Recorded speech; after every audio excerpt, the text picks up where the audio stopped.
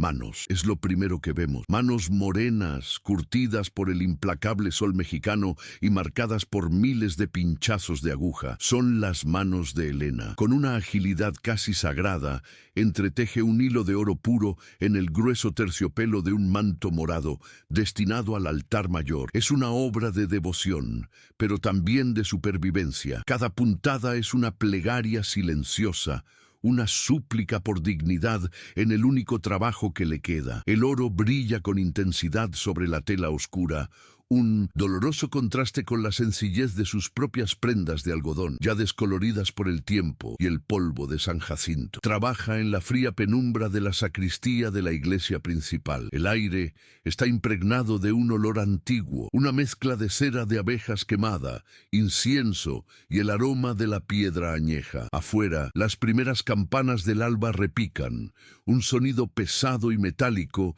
que marca el ritmo de la ciudad. Elena está acostumbrada a este crepúsculo. Es un símbolo de devoción silenciosa. Una huérfana criada por la severidad de una tía que veía más pecado en la pobreza que virtud en la fe. Para la ciudad es parte del mobiliario de la iglesia, esencial para los rituales, pero invisible como persona. La pesada puerta de la sacristía cruje rompiendo la paz. Doña Clara, esposa de don Ricardo, el capataz de la mina, entra. No mira el rostro de Elena, solo el trabajo. Sus dedos, cubiertos por guantes blancos de piel de cabrito, inspeccionan la costura con rigor clínico. No hay ningún defecto.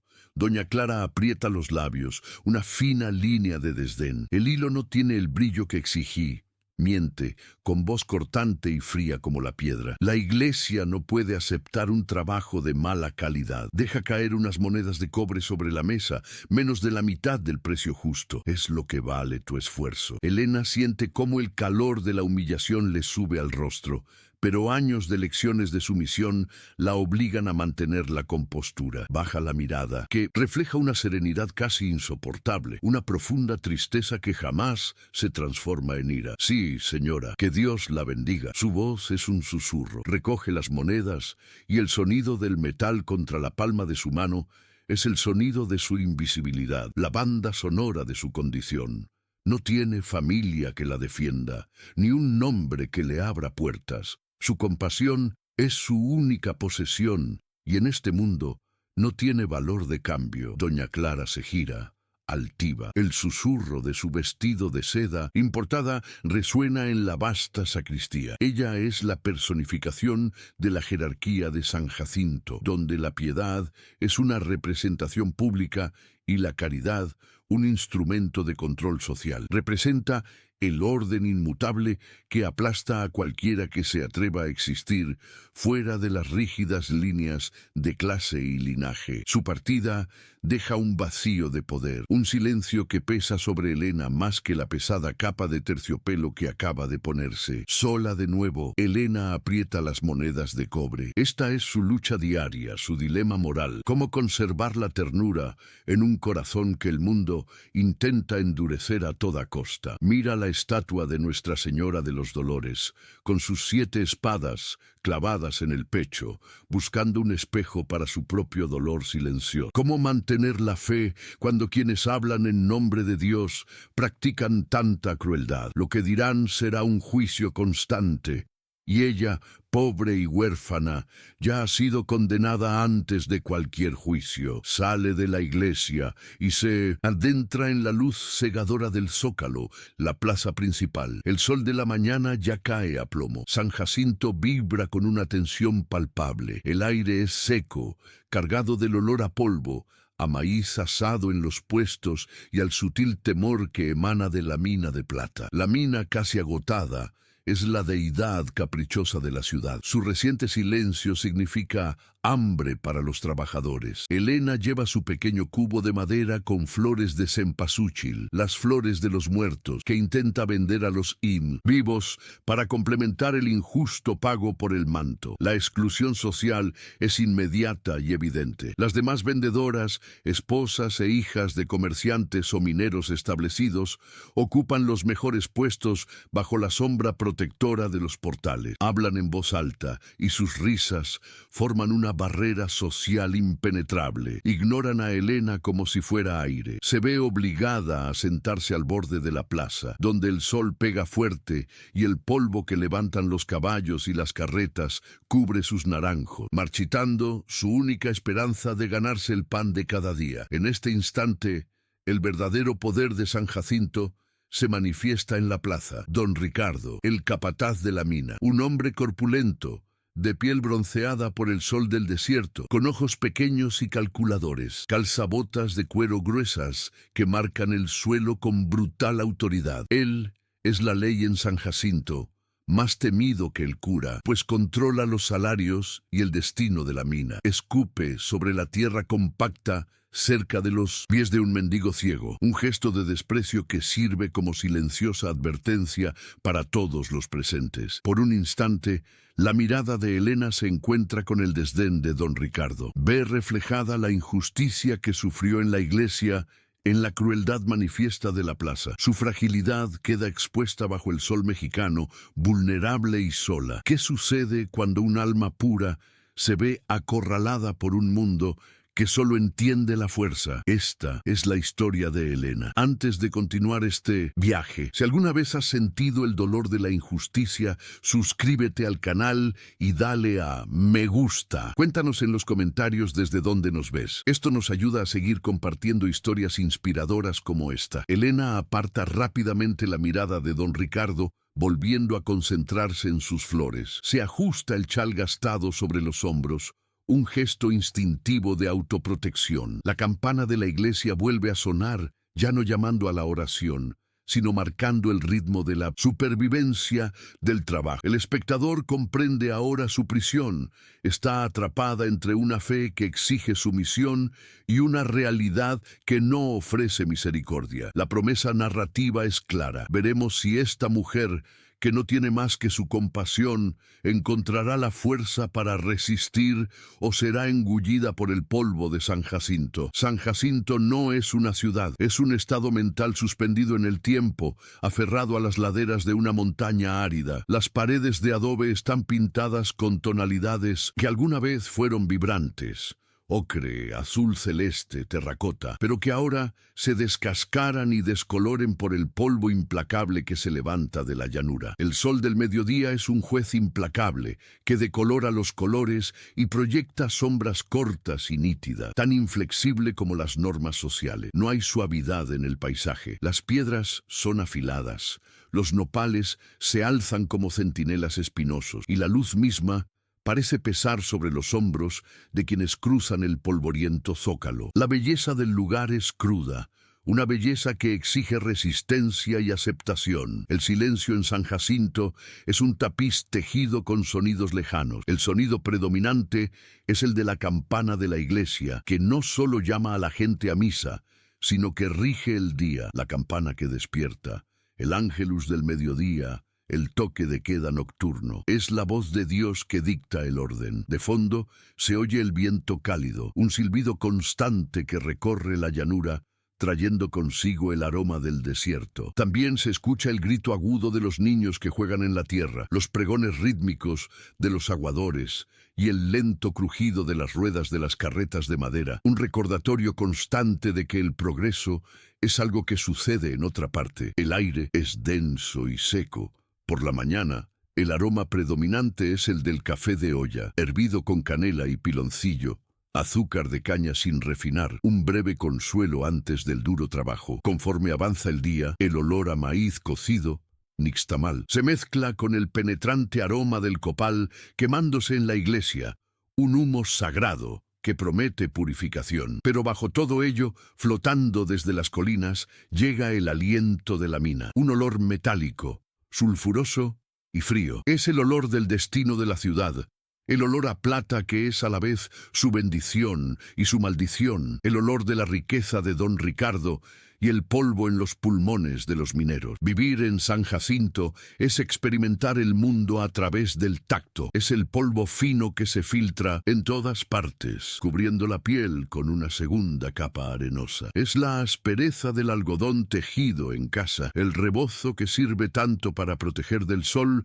como para cargar a un bebé o secar lágrimas. Es la sensación de la fría piedra del suelo de la iglesia bajo las rodillas desnudas durante la penitencia. Es el calor sofocante del mediodía, una presión física que exige la siesta, seguida del descenso repentino de la temperatura al anochecer, un frío que cala hasta los huesos y convierte el calor de la estufa de leña en el centro de la vida familiar. La jerarquía social es evidente en la plaza central. A un lado, bajo los arcos sombreados, caminan los decentes. Don Ricardo, con sus botas lustradas que jamás han tocado el lodo de la mina, y doña Clara, protegida por una sombrilla de encaje. Al otro lado, a pleno sol, están los pueblerinos, los trabajadores. Se detienen y bajan la cabeza al paso de los clientes. No es una ley escrita, sino una costumbre tan arraigada como la fe. La división no es solo de riqueza, es de sangre, de apellido y sobre todo de concepción del honor. La Iglesia es el pilar que sostiene esta división. El sacerdote, un hombre mayor y cansado, predica sermones que enfatizan la obediencia y la aceptación del destino que Dios ha asignado. Bienaventurados los pobres, dice, porque ellos heredarán el reino de los cielos. Esta promesa de la otra vida se utiliza para garantizar la pasividad en esta vida. Cuestionar a don Ricardo no es simplemente un acto social, es coquetear con el pecado de la soberbia, es desafiar el orden divino que ha puesto a los ricos al mando y a los pobres al servicio. La fe es el fundamento de la comunidad, pero también es su jaula más hermosa, más poderosas que el cura, más temidas que don Ricardo. Eso dicen. En San Jacinto, la reputación de una mujer es su única moneda de cambio. Una mirada furtiva, una palabra fuera de lugar, un gesto de caridad malinterpretado pueden llevarla a la ruina. Las mujeres del Sintolsen pueblo, especialmente las damas como doña Clara, son las guardianas de este orden. Observan desde las ventanas, cuchichean tras sus abanicos durante la misa y sus juicios son rápidos e inapelables. Es un sistema de vigilancia mutua que garantiza que nadie, especialmente una huérfana como Elena, se salga de lo establecido. La familia es la unidad de supervivencia, es la fortaleza contra el hambre, la enfermedad y la vergüenza. El honor de un hombre reside en proteger a sus hijas y a su esposa, el de una mujer en su pureza y sumisión. Elena, al ser huérfana, carece de esta fortaleza. Su severa tía la crió con un rigor aún mayor, no por falta de amor, sino por miedo. La tía sabe que cualquier error de Elena repercutirá negativamente en su propia familia. Esta presión por ser impecable, por ser invisible, ha moldeado la serenidad de Elena, transformándola en una máscara de supervivencia. La mina de plata es el corazón oscuro de la ciudad. Aunque está casi agotada, como dicen todos, sigue dictando la economía. Don Ricardo utiliza la amenaza de cierre total para mantener los salarios bajos y la lealtad alta. Administra la tienda de raya donde los mineros cobran con vales y se endeudan a precios inflados. Es un ciclo de servidumbre. La mina no solo produce plata, produce deuda, miedo y una obediencia desesperada al hombre que controla el pico y la contabilidad. En este contexto aparece Mateo. No llega. Simplemente está allí, como si hubiera surgido del polvo cerca de las puertas de la mina. Es un rostro más entre la multitud de trabajadores desesperados que buscan empleo tras el reciente derrumbe. Su piel oscura está cubierta por una capa de hollín y sudor seco. Viste harapos, pantalones de algodón grueso y camisa rota y atada a la cintura. Es la viva imagen del fracaso, el arruinado, el hombre que, según los rumores, perdió la pequeña concesión que tenía tras el derrumbe. Se mueve con una economía de movimientos que se confunde con agotamiento, pero que en 1900 realidad es pura determinación. Cuando se le encomienda el trabajo más humilde, limpiar los establos de don Ricardo, o cavar acequias bajo el sol abrasador, sus gestos son firmes, no resignados. Hay una fuerza en sus anchos hombros y manos callosas que contrasta con la vergüenza que debería sentir. No mendiga, trabaja, y su silencio es denso, casi desafiante. Los demás mineros lo evitan, pues el fracaso es contagioso y se ha convertido en un paria. Lo único que delata su fachada es su mirada. Sus ojos oscuros son profundos e increíblemente perspicaces. Mientras sus manos trabajan la tierra, sus ojos leen el alma de San Jacinto. Observan la crueldad de don Ricardo, la complicidad silenciosa de los comerciantes y la fingida piedad de doña Clara. Son ojos que han presenciado la opulencia de la capital, la traición de su propia familia codiciosa y que ahora buscan algo que el dinero no puede comprar. Cuando sus ojos se posan en Elena en el mercado, hay un destello de reconocimiento, una pausa que nadie más percibe.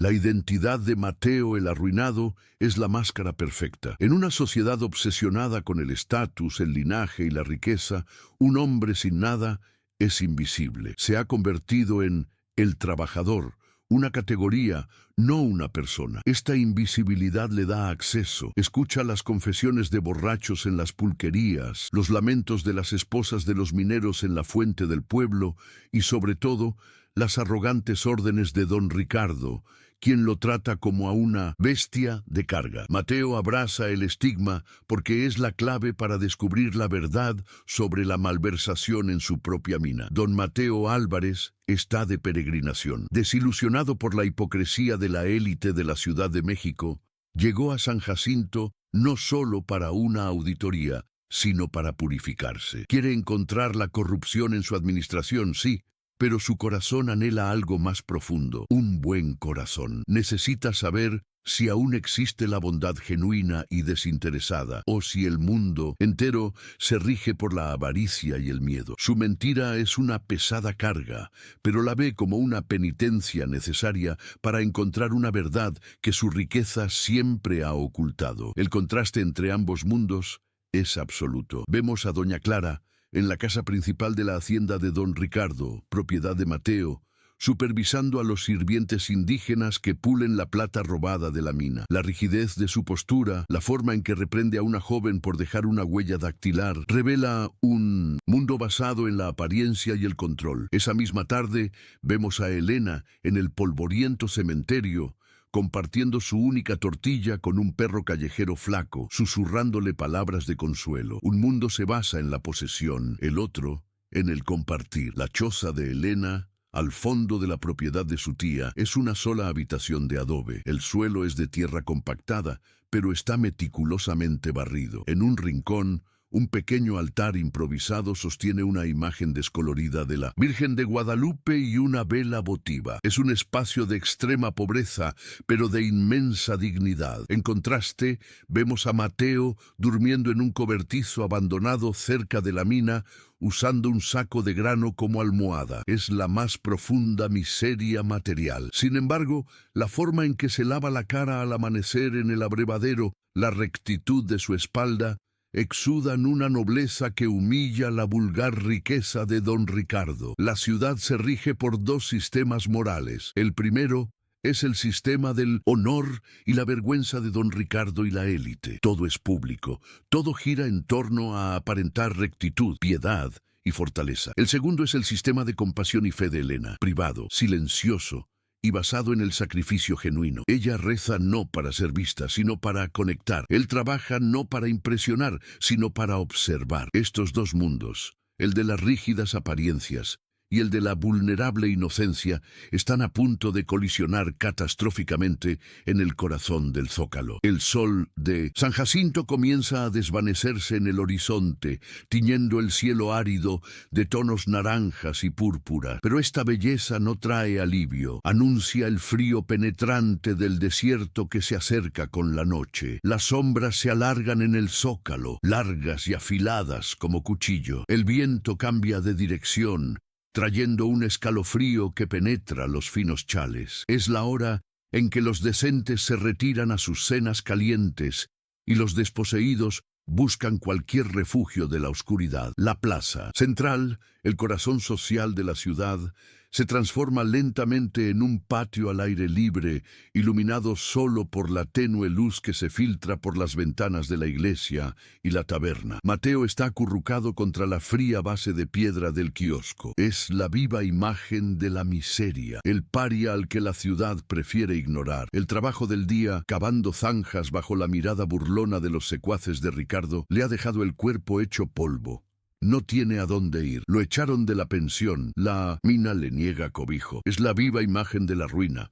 Los pueblerinos que pasan apresuradamente apartan la mirada. Mirarlo es reconocer la fragilidad de sus propias vidas. Es más fácil tratarlo como si fuera invisible, como si su mala suerte fuera una plaga contagiosa. Las puertas de la cantina se abrieron de golpe, inundando la plaza con una luz amarilla y risas de borrachos. Don Ricardo apareció, con el rostro enrojecido por el alcohol y el poder. Lo acompañaban dos hombres, cuyas miradas, pequeñas y crueles, escudriñaban la plaza y se posaron en Mateo. Para Ricardo, la presencia de Mateo era un insulto, un recordatorio del desorden que supuestamente controlaba. Veía en el hombre caído una oportunidad para el entretenimiento nocturno, una ocasión para reafirmar su brutal autoridad ante toda la ciudad, para que la vieran y la temieran. Caminó con paso decidido hacia el kiosco, levantando una nube de polvo con sus botas. ¡Miren! La voz de don Ricardo resonó como un trueno sordo, rompiendo el silencio de la plaza. ¡El gran minero! Sus hombres rieron. Mateo ni levantó la cabeza,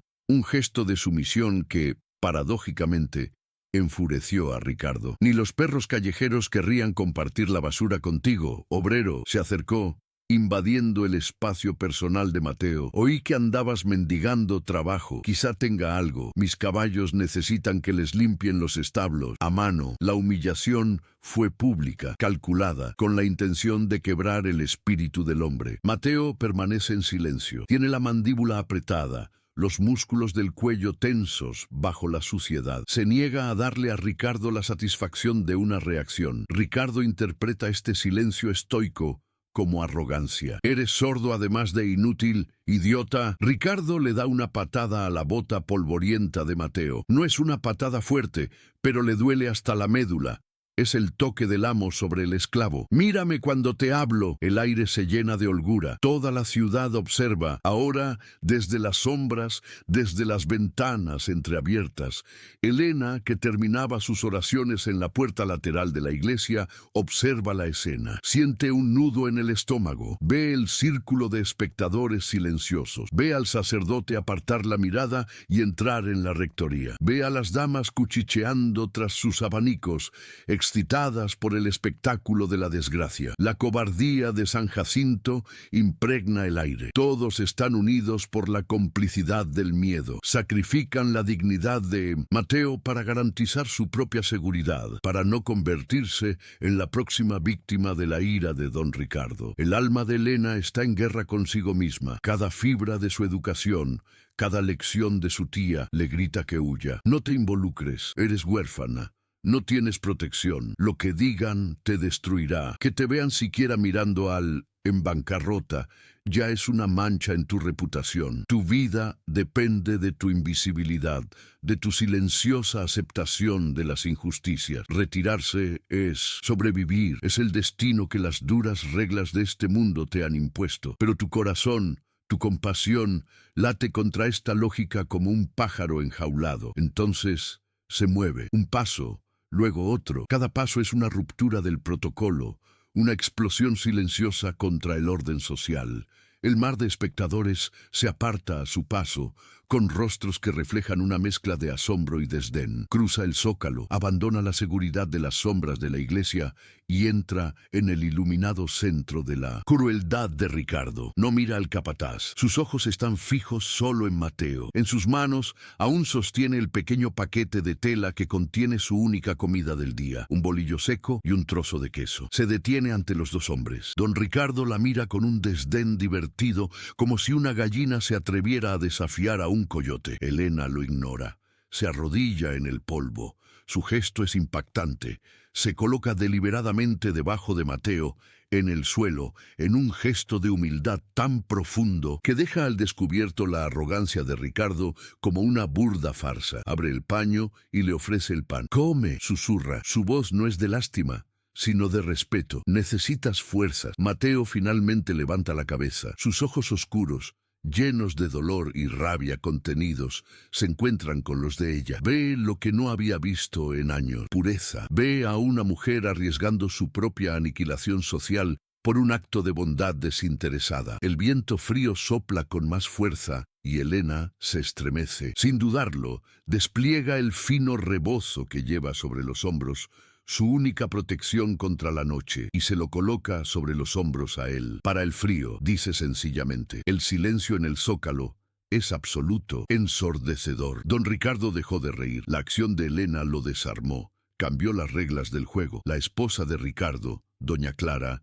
observa desde su balcón, con el rostro desencajado por la indignación. Elena, la costurera invisible, la huérfana, acababa de declarar públicamente que el honor de un mendigo valía más que el temor al patrón. Deshonró a toda la ciudad, demostró que la compasión era posible y al hacerlo expuso la cobardía de todo. Mateo sostiene el pan en la mano, mirando el chal sobre sus hombros. El aroma de Elena, un tenue olor a lavanda y polvo, lo envuelve. Es el alma que ha estado buscando, pero su situación es desesperada y su mentira pesa mucho. Necesita saber. Le aprieta la muñeca. Su tacto es sorprendentemente suave pero firme. «¿Por qué haces esto?», pregunta con voz ronca. «Van a destruirte. Serás una marginada como yo». Necesita que ella comprenda el verdadero precio de su bondad. Elena no retira la mano. Lo mira fijamente, sin temor. «Dios ve», responde en voz baja. Eso es lo que importa. Para Mateo,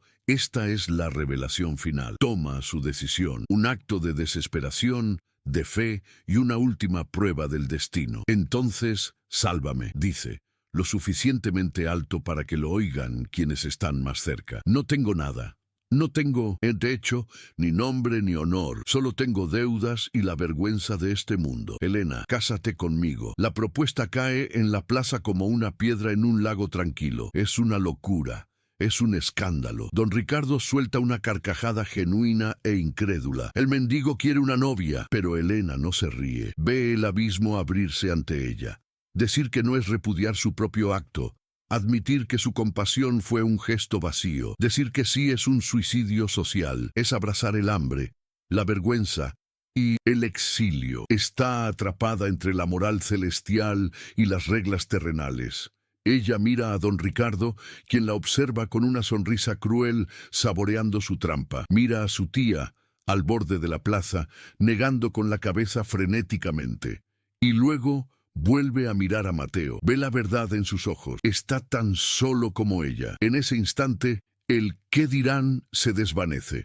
Aprieta su mano, que aún sostiene la suya. «Acepto», dice. Su voz es clara y resuena con el peso de campanas de bronce. El destino de Elena está sellado. La vida que conocía ha terminado, y el eco de la risa burlona de don Ricardo resuena en la fría noche. La boda es una ceremonia fantasmal, celebrada en la fría capilla lateral, lejos del altar mayor que Elena solía decorar. Solo 3 personas están presentes. El sacerdote, recitando en latín con una prisa casi irrespetuosa, ansioso por poner fin al escándalo. La tía de Elena, llorando en silencio en el último banco, con el rostro cubierto por un chal negro, lamentando la reputación de su familia. Y Mateo, de pie con una dignidad que desmiente sus ropas manchadas. Elena, con su vestido de domingo más sencillo pero impecablemente limpio, no derrama una lágrima. Sus ojos están fijos en la llama de la vela votiva. Ha tomado su decisión. Su «sí quiero»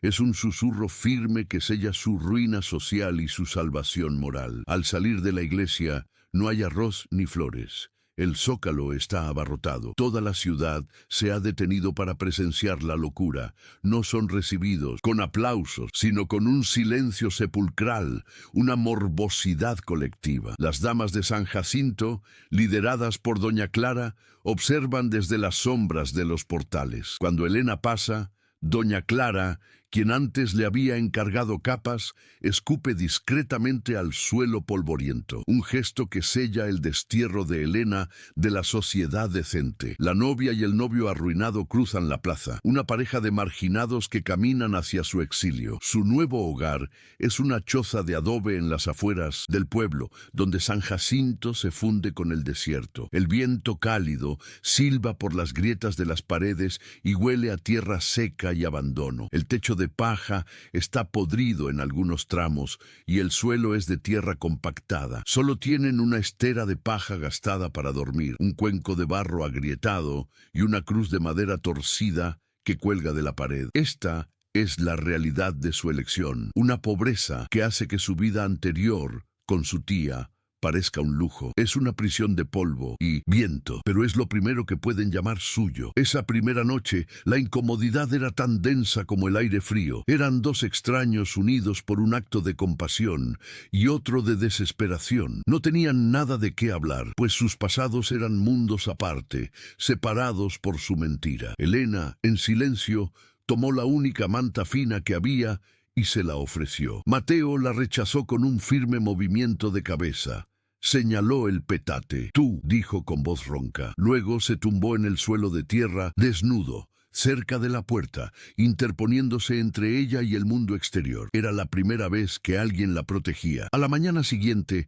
Helena ve los moretones morados y los cortes recientes en la espalda de Mateo, resultado del trabajo que don Ricardo le encomendó el día anterior. No pregunta. Las preguntas son un lujo que su nueva vida no se permite. Sale y regresa con un puñado de hojas de árnica y salvia de su pequeño y descuidado jardín de hierba. Tritura las hojas y con la misma delicadeza con la que bordó el hilo de oro, limpia y aplica el bálsamo a sus heridas. Sus manos no tiemblan. Es un acto práctico, de cuidado, no de lástima. Mateo permanece inmóvil, con los músculos tensos bajo su tacto. El contacto es a la vez agonía y bendición. Está acostumbrado a la violencia de la mina o a la hipocresía de los salones de la capital. Esta ternura objetiva, este cuidado que no pide nada a cambio, lo desarma por completo. Siente su pureza como una brasa contra su piel y la culpa de su decepción lo asfixia. Él, don Mateo Álvarez, que podría comprar la ciudad entera, no tiene nada de verdadero valor que ofrecer a esta mujer que cura sus heridas de obrero. La represión de su comunidad es inmediata.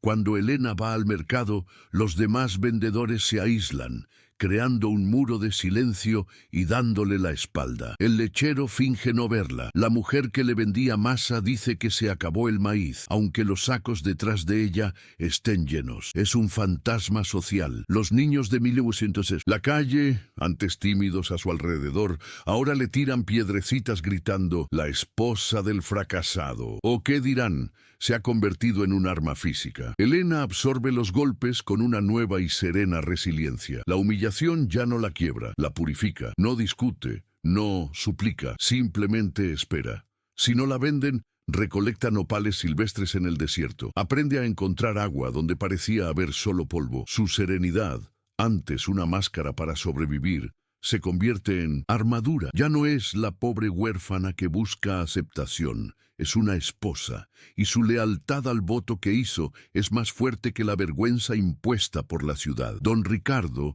enfurecido porque la humillación pública no quebró a Helena, sino que la unió aún más al marginado, descarga su furia sobre Mateo. Lo traslada de las excavaciones a la tarea más degradante, limpiar las fosas sépticas de su hacienda. Es un trabajo repugnante, diseñado para destruir el alma de un hombre, para cubrirlo de una vergüenza tan profunda que ni siquiera el agua bendita del sacerdote podría lavarla. Quiere que Helena perciba el fracaso de su marido cuando regrese a casa. Mateo resiste.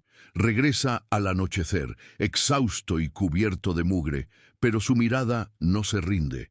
Se lava en el arroyo helado antes incluso de acercarse a la choza, negándose a llevar la suciedad de Ricardo a su refugio. Y en la mano lleva algo, un pequeño cactus biznaga que arrancó del campo, con una sola y persistente flor roja que brota en 1900. Su espinosa punta no dice nada, Simplemente lo coloca en una vieja lata cerca de la puerta. Es la primera belleza que entra en la casa.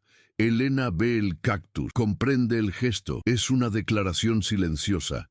La vida puede florecer incluso en las condiciones más adversas. Esa noche usa la última pizca de harina que su tía le dio en secreto para hacer una tortilla gruesa. Se la sirve con los frijoles cocidos, la comida más completa que jamás hayan tenido. Comen en silencio, pero por primera vez es un silencio compartido y reconfortante. El sonido de la masticación y el viento afuera son la banda sonora de su naciente vida doméstica. Una noche, una gélida tormenta azota San Jacinto. La lluvia encuentra las grietas del techo de paja y un goteo constante de agua helada comienza a caer sobre el petate donde duerme Elena. Antes de que pueda moverse, Mateo ya está de pie. Sale a la oscuridad aullante, trepa al techo resbaladizo y bajo la lluvia torrencial usa su propio cuerpo y trozos de su camisa desgarrada para tapar el agujero, desviando el agua. Está protegiendo la casa, la está protegiendo a ella. Elena lo observa a través de la rendija de la puerta. No lo ve como un arruinado, sino como un hombre fuerte y decidido. Sus gestos son precisos, eficaces,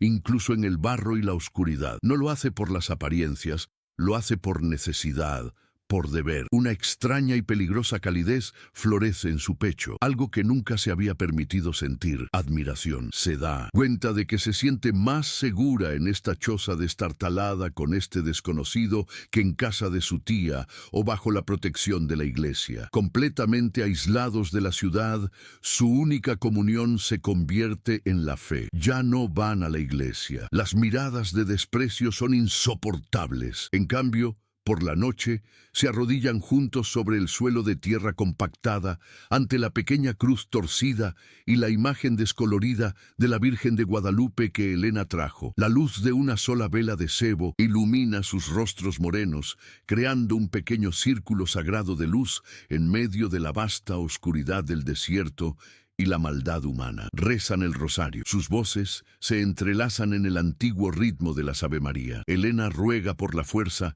para afrontar el día siguiente. Mateo ruega por el perdón. La mentira que vive es una blasfemia ante la fe genuina de ella. Cada oración que susurra es una puñalada a su conciencia. Vino buscando a una administradora corrupta y encontró a una santa. El peso de su verdadera identidad y el poder que representa parecen corrupción comparados con su riqueza espiritual. Poco a poco, el silencio se rompe con sonidos. Mateo, mientras remienda una silla rota que encontró en la basura, comienza a silbar. Es una melodía clásica y compleja, completamente fuera de lugar para un jornalero analfabeto. Es la música que su profesor de piano en la capital lo obligó a aprender. Elena deja de moler el maíz, con la cabeza gacha. La música es triste, pero increíblemente bella. No pregunta nada al respecto, simplemente escucha y la música llena las grietas del adobe. Elena responde con su propio arte. Ya no borda para la iglesia. Toma un trozo de arpillera vieja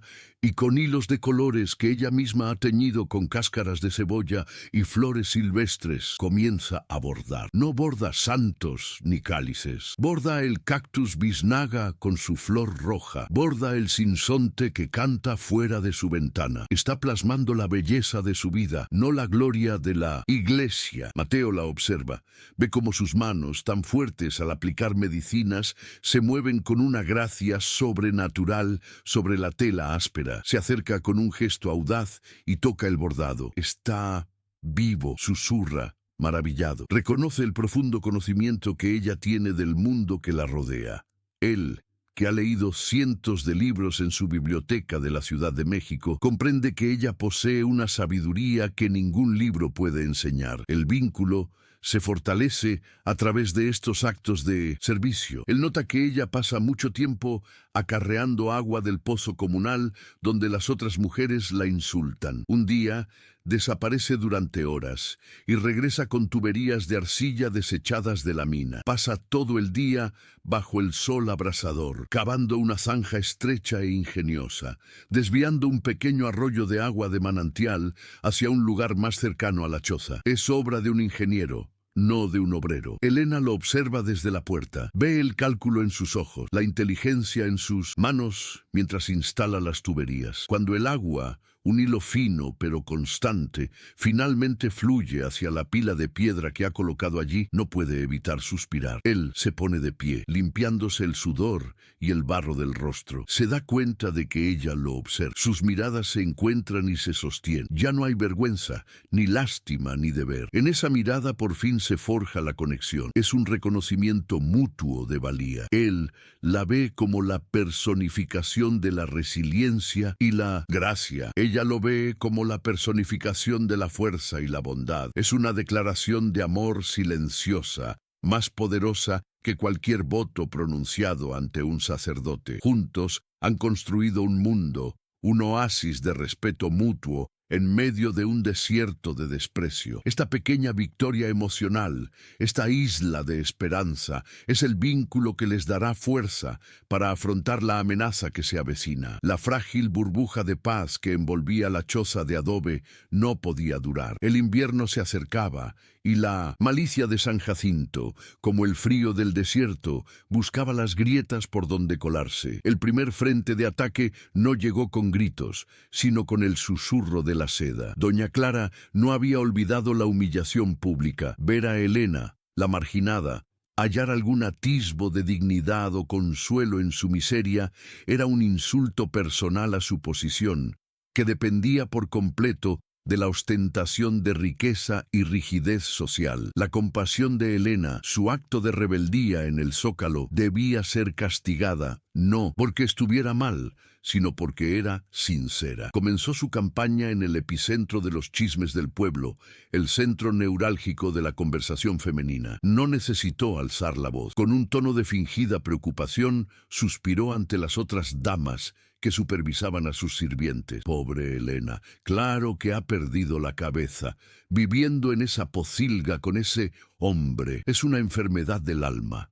La reputación de nuestro pueblo quedará manchada. Transformó la virtud de Elena en locura, su lealtad en depravación. Pintó la choza no como un hogar, sino como una guarida de pecado, un lugar donde se habían abandonado las normas de Dios y de los hombres. Los rumores, una vez sembrados, crecieron como malas hierbas venenosas. Viven en pecado, decían las mujeres del mercado, que ahora se negaban a venderle a Elena ni siquiera verduras podridas. La hechizó, susurraban los hombres en la cantina, mirando a Mateo con una mezcla de temor y desprecio. La narrativa cambió. Elena ya no era una ingenua compasiva, era una mujer caída. Y Mateo no era solo un fracasado, era el demonio que la había llevado a la ruina. Su aislamiento social se volvió absoluto, una cuarentena moral impuesta por la élite de la ciudad. Don Ricardo observaba todo con un interés siniestro. Su motivación no era solo el orgullo herido de su esposa,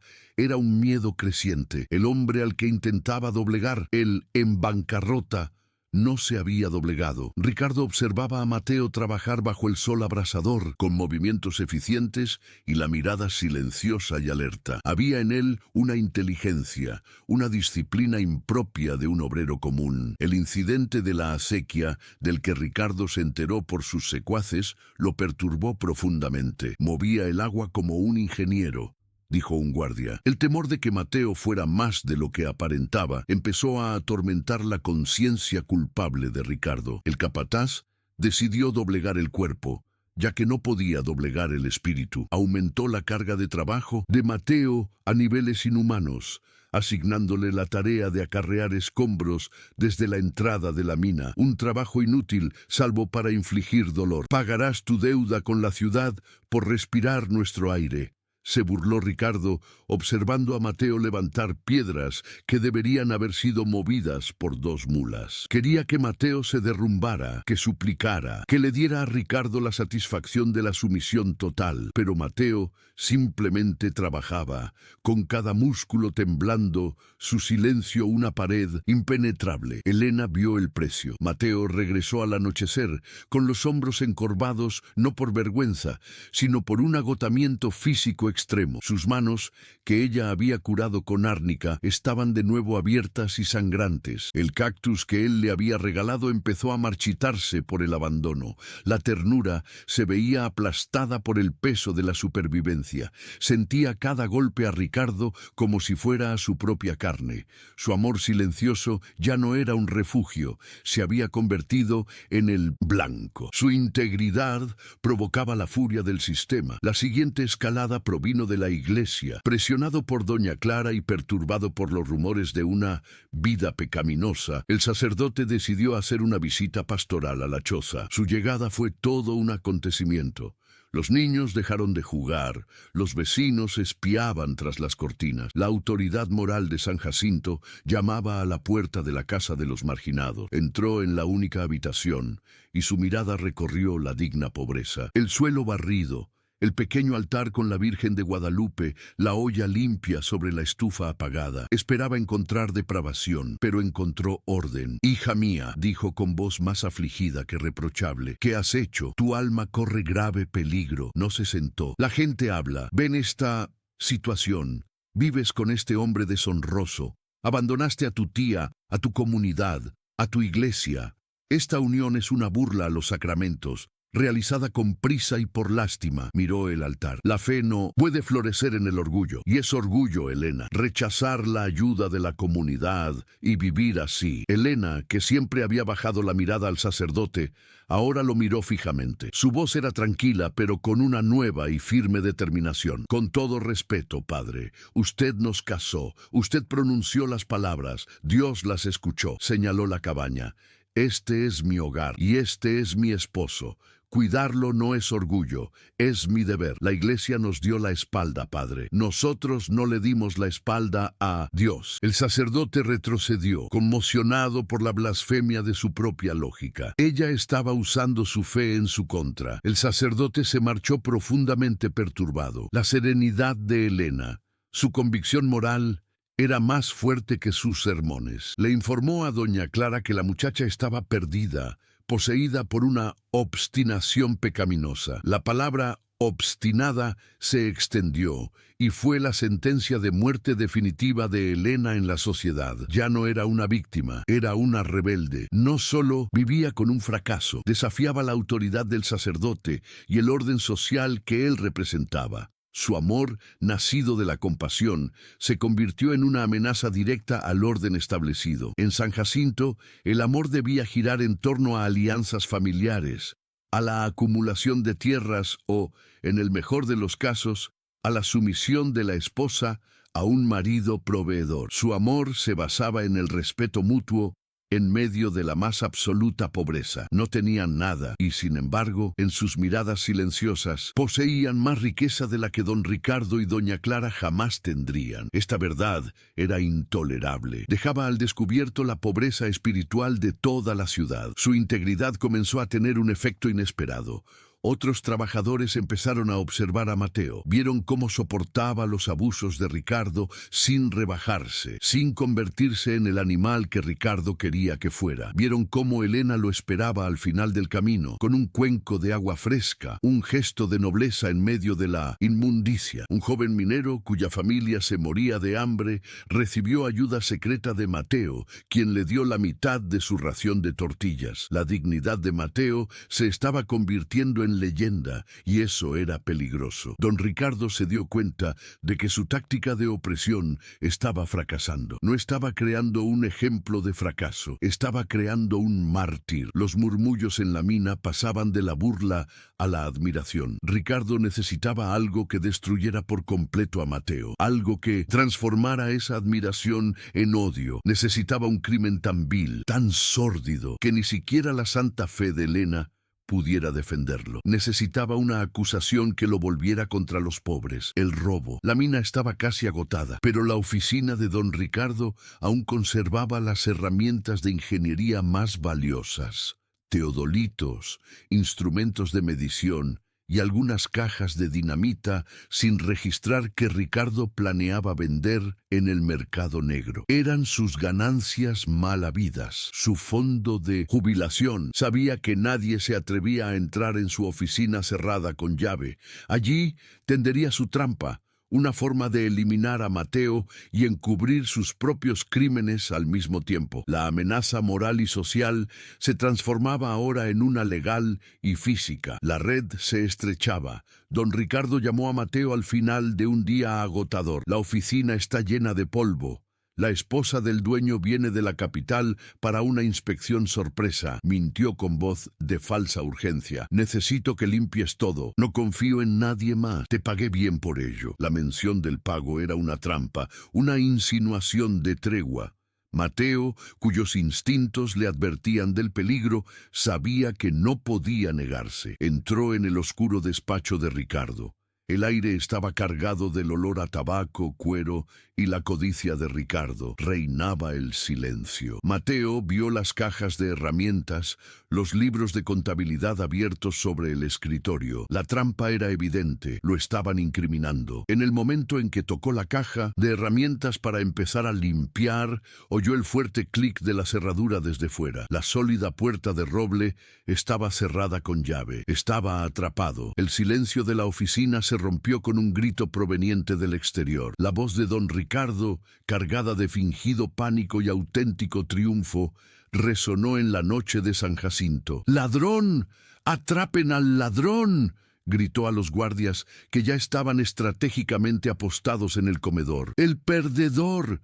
Entró a mi oficina. Está robando la mina. ¡Atrápenlo! Se encendieron antorchas. El sonido de botas pesadas golpeando los adoquines resonó en la plaza. Gritos de «¡Ladrón! ¡Ladrón!» se extendieron. El «¿qué dirán?» se convirtió en una turba enfurecida. El robo era el pecado capital en una ciudad hambrienta. Era robar el pan de la boca de todos. El honor de la ciudad exigía una justicia rápida y brutal. En la choza, Elena oyó los gritos. Reconoció el nombre de su marido siendo maldecido. Corrió hacia la puerta. A lo lejos, vio el resplandor anaranjado de las antorchas que rodeaban la oficina de la mina. La única luz en la inmensa oscuridad. Vio las siluetas de hombres con palos y piedras. El sonido de la multitud era como el de un animal hambriento. La amenaza ya no era social ni religiosa. Era una amenaza de sangre. Con una certeza escalofriante que le heló la sangre, supo que no iban a arrestar a Mateo. Iban a matarlo. El silencio y la integridad de su esposo, al fin y al cabo,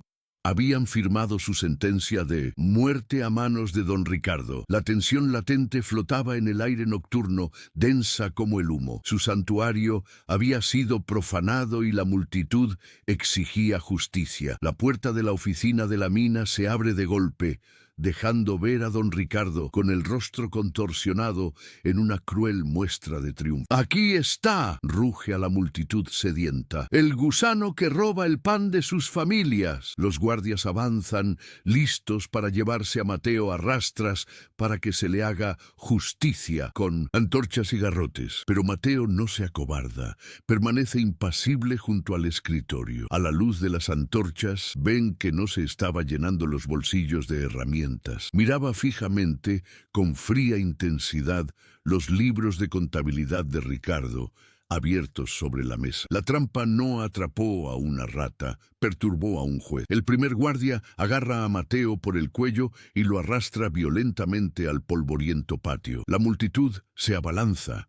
Una bestia de múltiples cabezas gritando «¡Ladrón!». En ese preciso instante llega Elena, irrumpiendo entre la multitud, con el pecho agitado por el pánico. No tiene ningún plan, solo la necesidad de interponerse entre él y la muerte. «¡No!», grita, su voz desgarrando la noche. «¡Él no hizo nada!». Intenta alcanzar a Mateo, pero la multitud la repele. No es más que la esposa de un fracasado, y su palabra vale menos que polvo. Doña Clara, observando desde una distancia prudente, con una sonrisa de satisfacción, ve la oportunidad de zanjar el asunto. «Traigan también a la mujer», ordena con voz chillona. «Es cómplice. El vagabundo sabía del robo». La insinuación enfurece al instante a la multitud. La ira se dirige a un blanco más fácil. Dos hombres, alentados por la esposa del patrón, agarran a Elena por los brazos, la jalan con fuerza, rasgándole la manga de su sencillo vestido. El terror en los ojos de Elena no es por ella misma, sino por la distracción que ha provocado, apartando la vista de Mateo de la multitud. Es el sonido de la tela desgarrándose lo que rompe el hechizo de Mateo, el hombre que aceptó pasivamente el hambre, la humillación y el encarcelamiento en su propia trampa.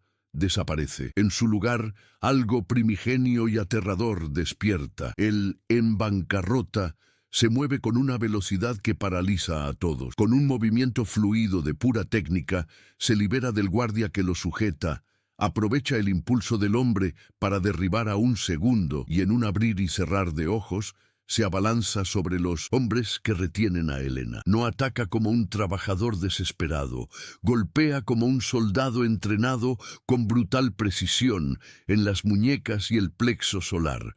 Los hombres caen, jadeando. Mateo se interpone entre Elena y su cuerpo, protegiéndola. Jadea, no por el esfuerzo, sino por una rabia contenida más aterradora que los gritos de la multitud. Sus ojos oscuros recorren los rostros atónitos y su silencio es una amenaza. Nadie gruñe con voz grave y ronca. La toca. Es la primera vez que actúa. Esta es la prueba. No se protegía a sí mismo, la protegía a ella. Toda su vida, su misión, su mentira, todo corría peligro en el instante en que la mano de otro hombre la lastimó. La multitud retrocede, un paso colectivo de conmoción. Este no es el marginado que conocían. Este hombre tiene autoridad. La percepción pública cambia en un instante. El miedo reemplaza al desprecio. Don Ricardo, sorprendido por la explosión de violencia calculada, se da cuenta de que ha perdido el control de la situación. El hombre al que intentó retratar como un ladrón cobarde acababa de actuar como un noble protector. La imagen de Mateo protegiendo a Elena, con los brazos extendidos como un escudo, es una imagen poderosa y peligrosa que sacude la certeza de la multitud. Ricardo recobra la compostura. Sus ojos se entrecierran con odio y un nuevo temor. ¡Miren!, grita, desesperado por recuperar el control. ¡Se resiste! ¡Es violento! ¡Nos ataca! Saca su pistola, un objeto brillante y letal a la luz de las antorchas, y la apunta al pecho de Mateo. Está armado, miente, y la palabra armado desata una nueva ola de pánico. ¡Nos matará para escapar! ¡A por él! La multitud, ahora temerosa de la violencia de Mateo y del arma de Ricardo, se convierte en un peligro impredecible, pero la acción de Mateo ya lo ha cambiado todo. Ya no le interesa mantener su disfraz, le interesa sobrevivir con él. Sus ojos vuelven rápidamente al escritorio. Si va a luchar, luchará con la verdad. Mientras Ricardo incita a la multitud, Mateo se agacha con rapidez, toma el pesado libro de contabilidad del escritorio y lo levanta en el aire. ¿Quieren al ladrón?, grita con su voz de patrón, profunda e imponente, resonando por primera vez en San Jacinto. Su voz acalla los murmullos. Yo no robé sus herramientas. Estaba leyendo sobre sus crímenes. Apunta el libro a Ricardo, quien palidece visiblemente. Este hombre dice que la mina está en quiebra, pero este libro dice que vendió más plata en los últimos 6 meses que en los últimos 2 años. La acusación resuena en el aire frío de la noche, tan impactante y clara como un disparo. Ya no se defiende, acusa. La multitud se quedó paralizada. Era la verdad que todos sentían en lo más profundo de su ser, la razón por la que sus salarios disminuían mientras don Ricardo construía una nueva ala en su hacienda. La revelación de Mateo no era una simple defensa, era una bomba que sacudía los cimientos mismos del poder de Ricardo. El trabajador en bancarrota sabía leer, y no solo leer, sino entender de números. La percepción pública no solo cambió, se hizo añicos. ¡Mentiras!, grita Ricardo, con la voz algo chillona, delatando su pánico. Son las mentiras de un hombre desesperado. Me robó los libros para chantajearme. Hace un gesto a sus guardias. Atrápenlo ahora, traigan los libros. Pero los guardias dudan, mirando a la multitud, ahora silenciosa y pensativa. Su lealtad se paga con el dinero de la mina. Y si Ricardo es el ladrón, también les han robado su dinero. El joven minero, aquel a quien Mateo le había dado la mitad de su pan semanas atrás, toma una decisión silenciosa. No desafía abiertamente a Ricardo, pero cuando un guardia intenta acercarse a Mateo, el joven tropieza accidentalmente, bloqueándole el paso por un segundo crucial. Es suficiente. Es la primera grieta en el dique del miedo. La lealtad de Mateo hacia Helena se topó con la lealtad del pueblo. Mateo nota su vacilación, toma la mano de Minocintose. Helena, ella no retrocede. Sus ojos están fijos en él, no con miedo, sino con una fe absoluta y aterrada. No entiende lo que sucede, quién es él, pero sabe que él es su verdad. «Corre», ordena. «A la iglesia». «Corre», la jala con él, y juntos se adentran en la oscuridad del zócalo, corriendo hacia el único lugar que puede salvarlos, el santuario. La persecución es desesperada. La multitud, dividida entre la acusación de Ricardo y la revelación de Mateo, lo sigue, pero sin la misma convicción asesina. Ahora es una persecución confusa. Solo Ricardo y sus guardias más leales los persiguen directamente, sus gritos de ¡alto! Resonando en los muros de adobe. La relación de Mateo y Helena se forjó en un hambre silenciosa. Ahora se pone a prueba en medio del fuego y la huida. Su deber de protegerla ha chocado con su reputación, y el amor lo ha obligado a abandonar su misión de salvarle la vida. Tropezaron con los escalones de piedra de la iglesia principal. Las sólidas puertas de madera estaban cerradas, con llave para protegerse de los peligros de la noche, peligros que ahora los acechaban. Mateo golpeó la puerta con el pesado libro de contabilidad y el sonido resonó como un trueno. «Padre, abre, santuario. En el nombre de Dios, Padre, santuario». Las antorchas de Ricardo estaban a pocos metros, rodeando la base de los escalones de la iglesia. La pequeña puerta lateral se abre y aparece el sacerdote, pálido y tembloroso, con un candelabro en la mano. Sus ojos se abren desmesuradamente al ver a la pareja marginada y a la multitud enfurecida tras ellos. «¿Qué blasfemia es esta?», susurra. Mateo empuja a Helena adentro, a la seguridad de la tenue luz sagrada, y arroja el libro de contabilidad a los pies del sacerdote. El libro cae al suelo de piedra con un último y pesado sonido. «La verdad, padre», jadea Mateo, «el robo de don Ricardo, y quiere matarnos para silenciarlo. ¿Nos concederá asilo?» Don Ricardo se detiene en seco a la entrada de la iglesia, con el pecho agitado y la pistola aún en la mano. No se atreve a cruzar el umbral sagrado. «Padre», exige, y su voz resuena en la nave. «Este hombre es un ladrón y un agitador. Atacó a mis hombres. Entréguenlo a la ley». La tensión es insoportable. La ley de Dios contra la ley de los hombres. El deber del sacerdote contra el poder de Ricardo. Y en el centro de todo, el amor de Mateo por Helena, que lo obligó a revelarlo todo, poniendo en peligro su propia vida y la estabilidad de San Jacinto. La nave de la iglesia es una cueva de sombras y ecos. El aire frío, con su antiguo aroma a cera e incienso, ahora está cargado del olor metálico del miedo. Las pocas velas votivas de los altares laterales parpadean, proyectando una tenue luz danzante sobre los pálidos rostros de Helena y Mateo.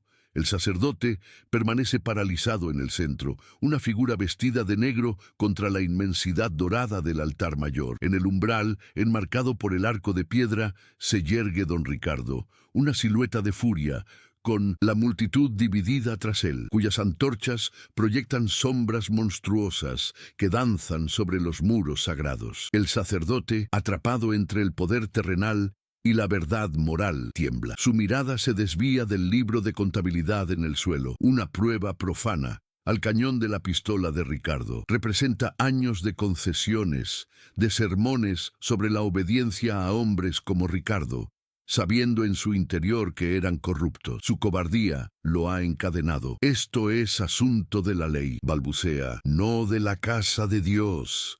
Es un débil intento de neutralidad, una abdicación final de su autoridad moral, y todos lo saben. La ley Yo soy la ley, escupió Ricardo con una arrogancia nacida del pánico. Dio un paso al frente, profanando el umbral sagrado con su bota polvorienta. El santuario no protegerá a un demonio, padre. Este hombre es un agitador. Hechizó a esta mujer, puso a la ciudad en mi contra con mentiras y ahora profana la iglesia. Alzó su arma, no hacia el padre, sino hacia Mateo. Entréguenmelo. O juro por Dios que lo tomaré yo mismo, y la iglesia arderá con él. ¿Mentiras? La voz de Mateo resonó en el aire, y no era la de un obrero. Era profunda, resonante, llena de una autoridad que hizo retroceder al sacerdote. Se inclinó y recogió el libro de contabilidad. Aquí están los hechos, padre. No mentiras. Pasó las páginas con una familiaridad estremecedora. Ventas de plata no declaradas. Salarios pagados a fantasmas. Mineros que murieron en el último derrumbe, pero a quienes todavía se les cobra. Por don Ricardo. Cada palabra era un clavo más en el ataúd del capataz. Hace una pausa. Su mirada se encuentra con los rostros de los mineros entre la multitud. El derrumbe, dice, y su voz se sumerge en un silencio sepulcral. No fue un accidente, fue negligencia. Este libro demuestra que Ricardo escatimó en los soportes de madera, se ahorró 5,000 pesos y enterró vivos a 12 hombres. La palabra negligencia resuena con fuerza entre la multitud. Un gemido colectivo se alza. Eran sus hermanos, sus padres, sus hijos. El dolor, antes aceptado como obra de Dios, ahora tiene un rostro humano, un rostro de culpa. Elena, que estaba junto a Mateo, lo miró de repente con un horror nuevo. No veía al héroe que la había salvado, sino al hombre que entendía de contabilidad, que hablaba como un jefe, que conocía los secretos de la mina. El recuerdo de sus palabras en el zócalo, no tengo más que deudas y deshonra, resonaba en su mente. La deshonra que ella creía pobreza era, en realidad, culpa del dueño, aquel a quien todos maldecían por el derrumbe. Mateo ignora la reacción de la multitud. Sus ojos están fijos en Ricardo, en un duelo de voluntades. Me pusiste a limpiar tus cloacas, dice Mateo, con voz gélida y personal. Me diste los trabajos más sucios, pensando que era solo otro trabajador fracasado. Da un paso al frente, emergiendo de la sombra del altar, la luz de las velas iluminando su rostro. Pensaste que el jefe estaba demasiado lejos, en Ciudad de México, demasiado ocupado para ver la corrupción en sus propios libros. Un silencio ensordecedor se instala. El sacerdote jadea. La multitud se paraliza. La idea es inconcebible. Mateo se vuelve lentamente hacia la gente de San Jacinto, hacia los hombres con quienes cavaba zanjas, hacia las mujeres que le negaban el pan. No soy el en bancarrota que despreciaban, declara, y su voz llena la iglesia. Me llamo Mateo Álvarez, soy el dueño de esta mina, soy el dueño de la hacienda donde duermes, Ricardo, y soy el dueño de las deudas que pagas en la tienda de los vendedores ambulantes. Es una revelación tan impactante que el tiempo se detiene. El trabajador es el jefe, el paria es el juez. El orden fáctico de San Jacinto, los ricos al mando, los pobres sometidos, se ha trastocado por completo. El hombre al que humillaron era el poder al que temían. Es una verdad demasiado grande para asimilar, una inversión divina que los deja sin palabras, suspendidos entre la conmoción y el asombro. El rostro de don Ricardo se descompone. No es miedo, es la aniquilación total de su identidad. El valor que poseía provenía de su posición, no de su carácter. Ahora, frente al verdadero poder, se ha reducido a la nada. Mentiras, susurra, pero sus palabras carecen de convicción. Es una trampa, un demonio, no puede ser. Mira a su alrededor, buscando aliados, pero solo encuentra las frías y acusadoras miradas de sus antiguos subordinados. Pero el golpe más devastador no viene de Ricardo, sino de Elena. Retrocede tambaleándose, como si la hubieran golpeado. Se aparta de Mateo, llevándose la mano a la boca. La revelación no es su salvación, es la traición definitiva. Todo su mundo construido construido sobre un solo acto de compasión, se derrumba. La mentira. Él no era su igual en la miseria. Era un rey disfrazado, observándola en su pobreza. Mentiste, susurra. Pero el susurro hiere más que el disparo de Ricardo. Las lágrimas que había contenido durante meses finalmente brotan ardientes y amargas. Mi humillación, nuestro hogar, las noches que compartimos pan que no teníamos, las heridas que curé, fue todo una farsa, una prueba. Mira sus propias manos, las manos que lo habían tocado con tanta delicadeza. ¿Acaso solo fui parte de tu auditoría, don Mateo? El dolor en el rostro de Mateo es terrible. Se vuelve hacia ella, olvidando a Ricardo, a la multitud, a la mina. El mundo se reduce a su alrededor. No, jamás, suplica, dando un paso hacia ella, pero ella retrocede. La mentira era mi prisión, tu compasión, Elena. Lo que sentí en esa choza fue lo único verdadero que he conocido en mi vida. Fuiste la única persona que me vio. Su derrumbe emocional es tan profundo como el de ella. Vine a San Jacinto buscando un administrador corrupto, dice con la voz entrecortada, confesándose no al sacerdote, sino a ella. En cambio, encontré un corazón puro. No podía decírtelo. El miedo a que la verdad, mi nombre, mi dinero, el miedo a que te envenenara, a que empezaras a tratarme como a ellos, como a un jefe, y no como a un hombre. Se le presenta la disyuntiva definitiva, su corazón o su obediencia, su verdad o su mentira. Para Elena, la elección es imposible. Ser rescatada por un príncipe es un cuento de hadas. Ser utilizada como conejillo de indias moral por uno es una profanación. No sabe a quién creer. Su mundo se ha hecho añico. Lo amó por la debilidad que compartían, pero esa debilidad era una mentira. Al ver a Mateo completamente vulnerable, con la mirada fija solo en Elena y la guardia baja, don Ricardo se ve consumido por una última oleada de furia nihilista. Lo ha perdido todo. Su riqueza, su posición, su orgullo. Si cae, arrastrará consigo la causa de su ruina. Pero no apunta a Mateo. En un acto de suprema crueldad, apunta a lo único que Mateo acaba de admitir que importa. Levanta la pistola y la apunta directamente al corazón de Elena. El tiempo se ralentiza. Elena ve el cañón del arma, pero la traición emocional la paraliza.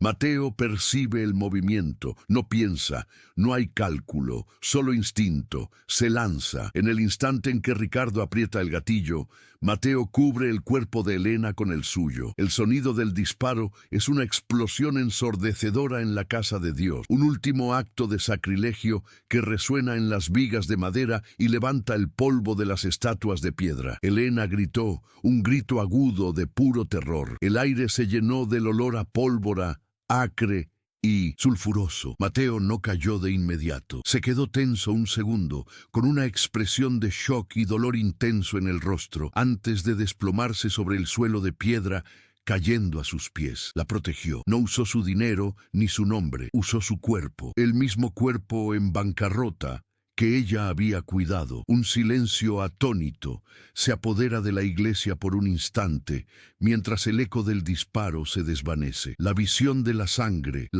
del patrón, derramada sobre el suelo sagrado, frente al altar, es lo que finalmente rompe el hechizo del miedo.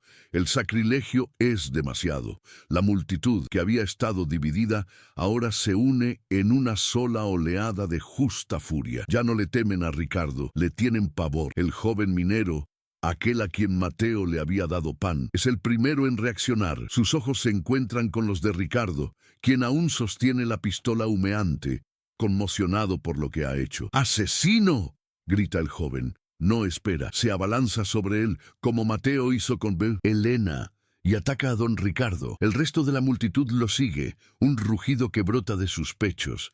Ya no son una multitud, son una comunidad. Reducen a Ricardo y a los pocos guardias que le quedan. Le arrancan el arma de la mano, lo arrojan al suelo de piedra que profanó. La justicia, tan lenta y corrupta, por fin se ejecuta a manos de aquellos a quienes oprimió. La élite de la ciudad, que observaba desde las puertas, ahora se retira a las sombras, temiendo ser los siguientes. Elena no ve nada de esto. El mundo se ha reducido al hombre que yace a sus pies. Cae de rodillas sobre el frío suelo, la sangre de él manchando su vestido. ¡No, no, no!, Solloza, arranca un trozo de su falda y lo presiona desesperadamente contra su hombro, del que brota sangre con un pulso alarmante.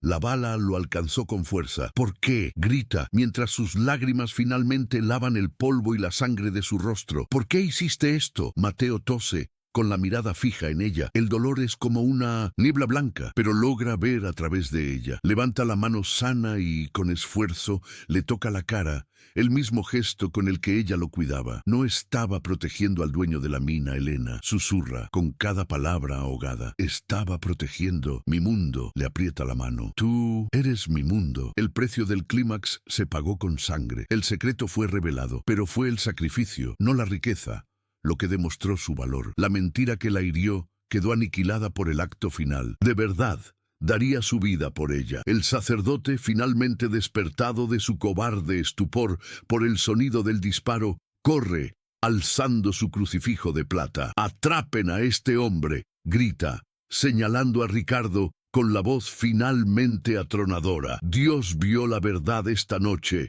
y exigirá justicia. El eco del disparo se ve reemplazado por el rugido de justa furia de la multitud. Don Ricardo, con el rostro convertido en una máscara de terror y suciedad, está atado por los mismos obreros a quienes tiranizó durante una década. Sus manos, que empuñaron el arma y firmaron los libros de contabilidad falsificados, ahora están atadas con una tosca cuerda de minero. La multitud no lo lincha. Su acto sacrílego en la iglesia los llenó de un santo horror. Lo arrastran afuera, a la oscuridad de la plaza, su destino sellado, no por un juez de la capital, sino por la justicia colectiva de San Jacinto. Doña Clara, al ver caer a su esposo, intenta huir, pero se topa con un muro silencioso de mujeres del pueblo. No la tocan, solo la miran, y esa mirada, desprovista de miedo, es su sentencia. Finalmente, es invisible. Elena no ve caer a Ricardo. Su mundo es el hombre sangrando en sus brazos. La traición de su mentira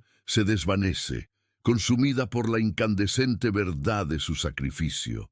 Su sangre en sus manos es la absolución. No importa quién era, lo que importa es lo que hizo. La eligió a ella. Resiste, susurra con voz firme, la voz de la mujer que siempre fue la guardiana. Presiona el paño contra la herida con fuerza desesperada, ya no la esposa del fracaso, sino el ancla de un hombre moribundo. Mira al sacerdote, que por fin se mueve, con los ojos claros por la conmoción. «Agua bendita, Padre», ordena, «y llame al médico». Ahora, su autoridad, nacida de la compasión, es ahora incuestionable. El patrón está herido.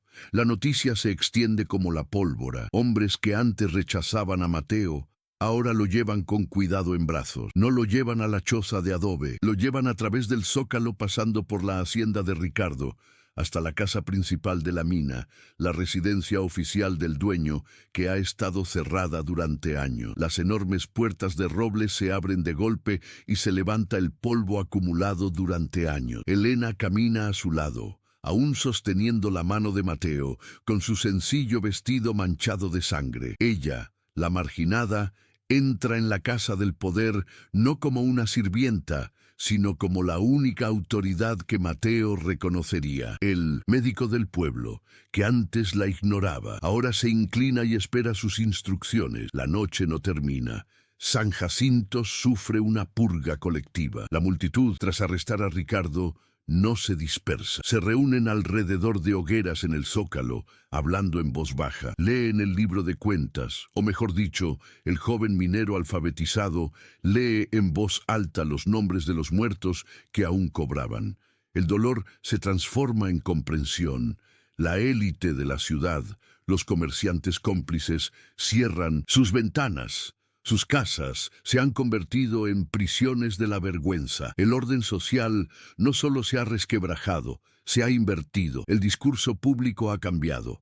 El nuevo temor no es al patrón, sino a haber sido cómplice de la injusticia. En los días siguientes, Elena no se separa de Mateo. Él oscila entre la conciencia y la inconsciencia, y la fiebre de la infección es una batalla tan ardua como la de la multitud. El médico atiende la herida, pero Elena atiende su alma, lo limpia, le da agua y reza, no ante el frío altar de la iglesia, sino junto a su cama. Los criados de la casa, antes atemorizados, ahora la observan con reverencia. Ven cómo sus manos, las mismas que bordaban y curaban las heridas de los jornaleros, ahora cuidan al amo con la misma ternura práctica. No actúa como doña Clara, no da órdenes, trabaja. Su autoridad moral disipa cualquier duda sobre su posición. La tercera noche, la fiebre cede. Mateo despierta lúcido. Lo primero que ve son los ojos oscuros de Elena, observándolo a la luz de las velas. El peso de su mentira regresa. Elena comienza con voz débil. Perdóname. Ella coloca sus dedos fríos sobre sus labios. No hay nada que perdonar, Mateo, dice. Y el hecho de que lo llame por su nombre, no don Mateo, es su verdadera absolución. Tú buscabas la verdad. Yo buscaba un corazón. Ambos encontramos lo que necesitábamos en la choza de adobe. Ella no lo perdonó por mentir. Lo aceptó a pesar de la mentira, porque su sacrificio demostró que su amor era verdadero. Su sanación comienza ahí, no por la bala, sino por la culpa. Cuando Mateo tiene fuerzas para incorporarse, su primera orden es un decreto. La mina reabrirá, pero no como antes. Convoca a los mineros y con Elena a su lado, anuncia que los salarios se duplicarán. Se abolió el mercado negro. Se perdonaron todas las deudas falsificadas por Ricardo. Los mineros lo miran, al hombre que sangró con ellos, y ven no a un jefe benevolente, sino a uno de los suyos que ha resurgido. La confianza es inmediata. La plata de la mina, declara, ya no servirá para enriquecer a la capital, sino para reconstruir San Jacinto, para financiar una escuela y un hospital. El giro final no se trata de riqueza, sino de propósito. Mateo se dirige a Elena. Pero la riqueza también puede corromper, dice a la multitud. Vine buscando un administrador honesto, y casi fui destruido por la avaricia, pero encontré algo mejor. Encontré a la guardiana moral de San Jacinto. Le toma la mano. Yo administro la mina, pero Elena Álvarez administrará el corazón de esta ciudad. Anuncia que todos los fondos de caridad, la escuela, el hospital y la atención a las viudas y huérfanos del derrumbe estarán bajo su autoridad directa. Su poder no proviene de su dinero. Ahora su dinero está al servicio de su compasión. La hacienda de don Ricardo, símbolo de opulencia corrupta, queda vacía. Doña Clara se marchó la noche de la caída de su marido, llevándose solo sus joyas y dejando atrás la plata robada y los muebles importados. Elena ordena venderlo todo. El dinero no se destina a su mansión, sino a la fundación, y la casa misma, escenario de la arrogancia de doña Clara, se niega a demolerla. Las paredes no tienen la culpa, dice. Es el propósito que les damos. Supervisa la renovación. Se quitan las rejas de hierro forjado, se encalan las paredes oscuras y se abren las puertas cerradas. El sacerdote, conmovido y transformado por los acontecimientos, busca a la pareja. Su matrimonio, dice, fue precipitado y vergonzoso. Debemos celebrar una ceremonia digna de su posición. Mateo mira a Elena. Ella sonríe dulcemente y niega con la cabeza. Ya nos casamos, padre, dice. Fue en el Zócalo cuando me propuso matrimonio. Fue en la choza cuando me dio la flor de nopal. Y se selló con sangre en esta iglesia. Ningún vestido de seda ni altar dorado puede hacer esta unión más sagrada de lo que ya es. Su negativa a adoptar los símbolos de la élite fortalece su conexión con el pueblo. La hacienda de Ricardo reabre sus puertas. Donde antes doña Clara celebraba fiestas exclusivas, ahora se oyen las risas de los niños. La casa se ha transformado, por orden de Elena, en el refugio de la compasión, un hogar para los huérfanos del colapso y las viudas que no tenían a dónde ir. La justicia no solo fue punitiva, Ricardo fue encarcelado, fue reparadora. El beneficio obtenido de la injusticia se utilizó para sanar las heridas que causó. La fe de Elena no solo fue recompensada con un esposo, se le dio el poder de ponerla en práctica a nivel cívico, una reparación que premia el amor verdadero y la valentía moral. La escena final no transcurre en la mina, ni en la gran casa. Tiene lugar en el patio del refugio, donde antes solo había piedras decorativas y cactus áridos. Ahora florece un jardín. Vemos a Elena, no con las vestiduras de seda de una protectora, sino con su sencillo vestido de algodón, el mismo que llevaba al principio, pero ahora limpio y sin manchas. Está arrodillada en la tierra fértil. Sus manos morenas, las mismas del principio, plantan caléndulas, pero ahora no las planta para venderlas por unas monedas de cobre. Las planta para llevar belleza a los niños huérfanos que juegan a su alrededor, riendo. Mateo se acerca. La cicatriz de su hombro se asoma bajo su camisa limpia. No la interrumpe, simplemente la observa. Ella se pone de pie, sacudiéndose la tierra de las manos. El sol de la mañana, el mismo sol que una vez los castigó, ahora parece bautizarlos. El aire ya no huele a polvo y miedo. Huele a tierra húmeda, flores y al café de olla que se prepara para los niños. La campana de la iglesia suena, pero ya no es un sonido de opresión. Es una celebración de la mañana. No dicen nada, simplemente contemplan el jardín. El propósito se ha cumplido. Se ha alcanzado la justicia emocional y la compasión. Otrora un acto solitario de rebeldía, se ha convertido en el nuevo fundamento de San Jacinto. El jardín que florece en el patio de la antigua tiranía es prueba silenciosa de que la tierra más árida puede generar vida cuando se cultiva con verdadero propósito. Las flores de caléndula que Elena vendía entre el polvo del desprecio ahora crecen libres, símbolos ya no de muerte ni de pobreza, sino del renacimiento de una comunidad. San Jacinto aprendió, por la sangre derramada en el terreno sagrado de la iglesia, que el valor de un alma no se mide por la plata que posee, ni por el nombre que lleva. O, ¿qué dirán?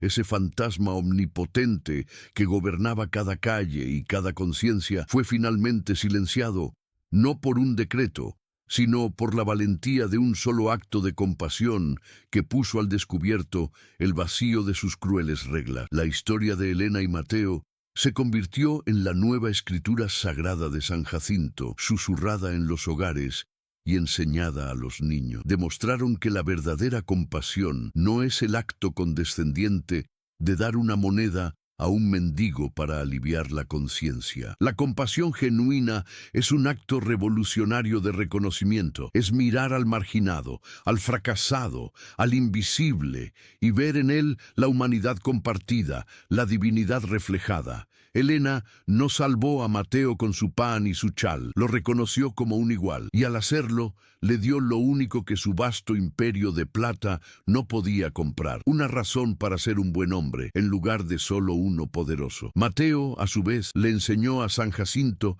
la lección de la fortaleza. Llegó disfrazado de debilidad, buscando la decadencia, y en el proceso se purificó de su propia desilusión. Su riqueza, que era su identidad en la capital, se convirtió en su carga en la choza de adobe. Aprendió que el verdadero poder no reside en la capacidad de controlar a los hombres, como Ricardo lo hacía con el látigo de los salarios. El verdadero poder reside en la valentía de servir y la fortaleza de sacrificarse. Su último acto en la iglesia no fue el de un patrón protegiendo su propiedad, fue el de un esposo protegiendo su santuario. Tuvo que llegar a la ruina para descubrir su verdadero valor. La transformación no se limitó a los protagonistas. Caló hondo en el alma misma de San Jacinto. El miedo que antes asfixiaba la vida, convirtiendo a los vecinos en espías y la fe en prejuicios, dio paso a un sentido de comunidad forjado en el fuego de aquella noche. Los mineros ya no trabajan por miedo al hambre, trabajan con la dignidad de quienes construyen el futuro de sus propios hijos. Las mujeres que antes cuchicheaban y juzgaban en la fuente, ahora trabajan juntas en el refugio de la compasión, cuidando a los huérfanos. Aprendieron de Elena que la fuerza de una mujer no reside en su reputación, sino en el bien que hace en silencio. La fe que el sacerdote y la élite habían utilizado como arma de opresión recuperó su verdadero propósito. La religión de rituales vacíos y obediencia ciega fue reemplazada por la espiritualidad vivida de Elena. Ella demostró que la verdadera santidad no reside en las vestiduras doradas bordadas para el altar mayor, sino en las manos ensuciadas de tierra que cuidan a los heridos o cultivan un jardín para los niños que lo han perdido todo. La choza de adobe, con su cruz torcida y su parche en el suelo de tierra apisonada, era la verdadera catedral de San Jacinto, pues allí la gracia se manifestaba de forma pura, honesta y sin testigos. La historia no olvida la mentira de Mateo. Su amor no nació de un cuento de hadas, sino que se forjó en las complejidades morales de la vida real. Su mentira fue una herramienta que, paradójicamente, permitió que la verdad de Elena brillara con una luz inconfundible, y su compasión fue lo suficientemente fuerte como para asimilar aquella traición y comprender el sacrificio que la redimió. El verdadero amor, aprendió San Jacinto, no es la ausencia de dolor, es la voluntad de afrontar el sacrificio juntos y elegir el perdón en lugar del orgullo, transformando las heridas más profundas en sabiduría y fortaleza. Finalmente, el sol se pone sobre las montañas de San Jacinto, ya no manchadas de sangre ni opresión, sino con la dorada promesa de un mañana justo. Elena y Mateo, de la mano, observan desde el patio del refugio, escuchando la risa de los niños. Ya no son los en bancarrota ni los pobres, son el alma y la fuerza de una ciudad renacida. Su recompensa no fue la riqueza, sino la silenciosa justicia de ver un mundo roto reconstruido, no por la plata, sino por el coraje de un alma que se negó a endurecer su corazón. Este viaje nos recuerda que el honor no reside en las apariencias, sino en los actos silenciosos de valentía. Nos recuerda que la verdadera fe no juzga, sino que sana. La compasión tiene el poder de derribar las jerarquías más crueles